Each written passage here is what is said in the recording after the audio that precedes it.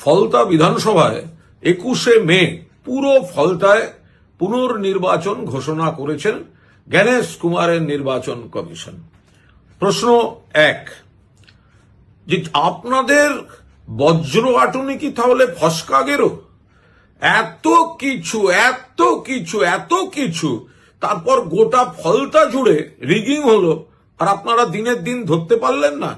তার 3 দিন বাদে গন্ডারের গায়ে সুড়সুড়ি দিলে 3 দিন পর হাসে। তো আপনাদের কি এত রিগিং হলো যে ডে অফ ইলেকশন ধরতে পারলেন না?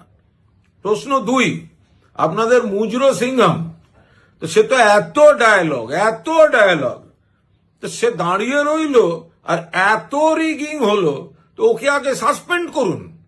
তাহলে ও কেন পার পেয়ে যাবে? ওর অ্যাকাউন্টেবিলিটি কি? 3, এত কোম্পানি, সেন্ট্রাল ফোর্স, সেনা, আধা সেনা, তো তারা গোটা ফলতা জুড়ে রিগিং ধরতে পারলো না। ফলে যেটা করেছে নির্বাচন কমিশন সেটা সম্পূর্ণ রাজনৈতিক উদ্দেশ্য প্রণোদিত, এবং যখন যে সময় এই পুনর্নির্বাচনের নির্দেশ দেওয়া হয়েছে ততক্ষণে 230-এর বেশি আসন নিয়ে মমতা বন্দ্যোপাধ্যায় সরকার গঠন করে ফেলেছেন, এবং ফলতাতেও আবার তৃণমূলের প্রার্থী জিতবেন। আপনাদের শুধু পণ্ডশ্রম হচ্ছে।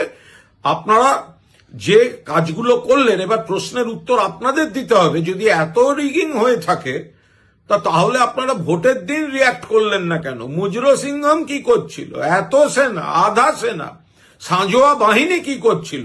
ঘুম ভাঙলো 3 দিন পর, রাজনৈতিক ছক কষে। ফলে এটা প্রহসনের সিদ্ধান্ত নিলেন এই জ্ঞানেশ কুমার অ্যান্ড কোম্পানি।